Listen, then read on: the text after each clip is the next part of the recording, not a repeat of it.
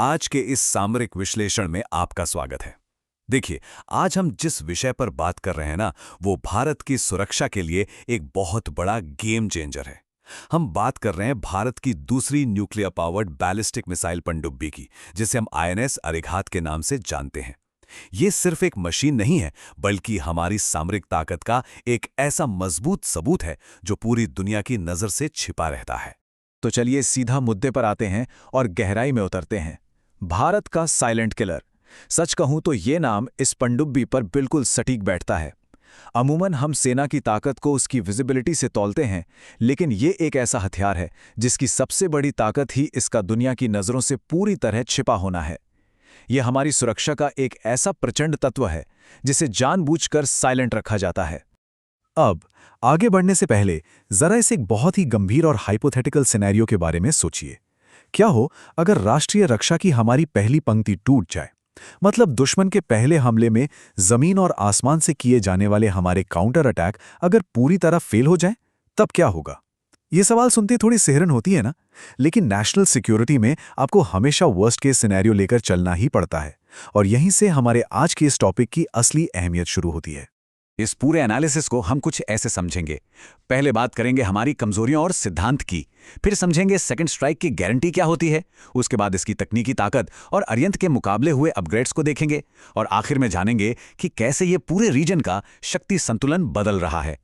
तो सबसे पहले बात करते हैं उस बुनियादी मिलिट्री डॉक्ट्रिन की जिसकी वजह से आईएनएस अरिघात जैसी किसी चीज का होना हमारे लिए बिल्कुल जरूरी हो जाता है।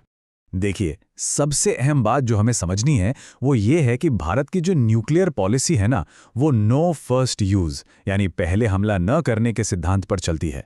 ये एक बहुत ही स्पष्ट कमिटमेंट है। लेकिन सोचिए इसके भीतर कितना बड़ा रिस्क छिपा है। अगर आप कह रहे हैं कि आप पहले हमला नहीं करेंगे, तो इसका सीधा सा मतलब है कि आपके पास दुश्मन का पहला हमला झेलने और उसके बाद एक खौफनाक जवाबी हमला करने की 100% गारंटी होनी चाहिए। और ठीक यहीं पर हमारी पारंपरिक सुरक्षा प्रणालियों की एक बहुत बड़ी कमजोरी निकलकर सामने आती है। हमारा जो न्यूक्लियर ट्रायड है, यानी जमीन, हवा और समुद्र से हमला करने की क्षमता, उसमें जमीन पर मौजूद मिसाइल साइलो और हवाई अड्डों पर खड़े फाइटर जेट्स, सैटेलाइट्स के जरिए आसानी से देखे जा सकते हैं। मतलब एक अचानक हुए पहले हमले में वो नष्ट भी हो सकते हैं। इसीलिए इस ट्रायड को पूरा करने के लिए एक ऐसी पावर चाहिए जो पूरी तरह से इनविजिबल हो। और इसी इनविजिबिलिटी से हमें मिलता है हमारा अगला पॉइंट, यानी किसी भी हाल में सेकंड स्ट्राइक की full proof guarantee. NIS Arighat को हम सिर्फ एक पनडुब्बी नहीं कह सकते। असल में यह हमारी अल्टीमेट इंश्योरेंस पॉलिसी है। ये भारत की दूसरी एसएसबीएन है जो समंदर की उन डार्क गहराइयों में ऑपरेट करती है जहां इसे ट्रैक करना या तबाह करना लगभग नामुमकिन है। तो अगर कभी वो वर्स्ट केस सिनेरियो आता भी है, तो समंदर में छिपी होने के कारण ये दुश्मन पर सेकंड स्ट्राइक यानी पक्के जवाबी हमले की एक अटल गारंटी देती है। अब यहाँ जो सबसे दिलचस्प बात है वो ये है कि एक आम डीजल पनडुब्बी और एक न्यूक्लियर पनडुब्बी में जमीन आसमान का फर्क होता है। डीजल पनडुब्बियों को बैटरी चार्ज करने और ऑक्सीजन के लिए बार बार सतह पर आना पड़ता है, जहां वो रडार की पकड़ में आ सकती हैं। लेकिन आईएनएस अरिघात का न्यूक्लियर इंजन इसे एक तरह से अनलिमिटेड पावर देता है। ये बिना सतह पर आए हफ्तों या महीनों तक पानी के भीतर छिपी रह सकती है। असली स्टेल्थ इसी को कहते हैं। खैर, ये तो बात हुई इसके छिपने की क्षमता की, लेकिन अब जरा इसकी असली तकनीकी ताकत और फायर पावर पर नजर डालते हैं जो इसके बाहरी ढांचे के अंदर मौजूद है। इस पनडुब्बी का जो शस्त्रागार है ना, वो बेहद फ्लेक्सिबल और खतरनाक है। इसमें 4 वर्टिकल लॉन्च ट्यूब्स दिए गए हैं। अब अपनी सामरिक ज़रूरत के हिसाब से इसमें या तो 12 K-15 मिसाइलें लोड की जा सकती हैं, जिन्हें हम सागरिका भी कहते हैं, या फिर अगर भारी तबाही मचानी हो तो ये 4 विशाल K-4 मिसाइलों से लैस हो सकती है। ये वर्टिकल लॉन्च सिस्टम इसे समंदर की अथाह गहराई से ही मिसाइल दागने की एक ज़बरदस्त क्षमता देता है। और ये जो चार्ट है वो दोनों मिसाइलों के बीच के इस बड़े अंतर को बहुत ही बेहतरीन तरीके से समझाता है। एक तरफ हमारे पास K-15 मिसाइल है जिसकी रेंज 750 किलोमीटर है, जो रीजनल टारगेट्स के लिए एकदम परफेक्ट है। लेकिन दूसरी तरफ है हमारी हेवीली अपग्रेडेड K-4 मिसाइल, जिसका ग्राफ सीधे 3500 किलोमीटर तक जाता है। ये कोई मामूली तकनीकी छलांग नहीं है, ये हमारी मारक क्षमता को एक बिल्कुल नए लेवल पर सेट करती है। 3500 किलोमीटर, जरा इस नंबर को पर्सपेक्टिव में रखकर देखिए। निष्पक्ष सामरिक दृष्टिकोण से इसका सीधा सा मतलब यह है कि समंदर की किसी अनजान गहराई में एकदम शांत बैठकर भी ये मिसाइल सीधे तौर पर पाकिस्तान के किसी भी प्रमुख शहर को या फिर दूर उत्तर में बीजिंग तक आसानी से हिट कर सकती है। मतलब ये अकेला दायरा ही हमारे प्रतिद्वंदियों के सारे कैलकुलेशंस बिगाड़ने के लिए काफ़ी है।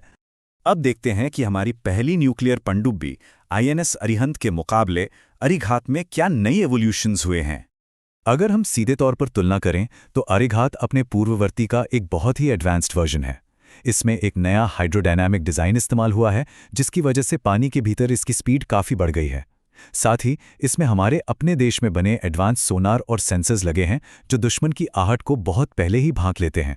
और तो और इसके मिसाइल लॉन्च सिस्टम को भी पहले से कहीं ज़्यादा सटीक और रिलायबल बनाया गया है।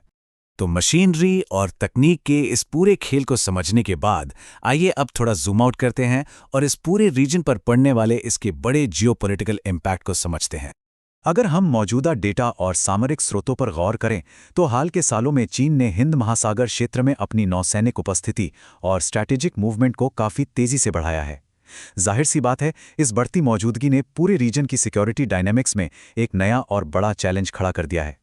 और ठीक इसी जगह पर INS अरिघात एक बड़ा गेम चेंजर साबित होता है। इस एक विशिष्ट पनडुब्बी की तैनाती ने भारत की स्ट्रेटेजिक पहुंच को बहुत बड़े पैमाने पर बढ़ा दिया है।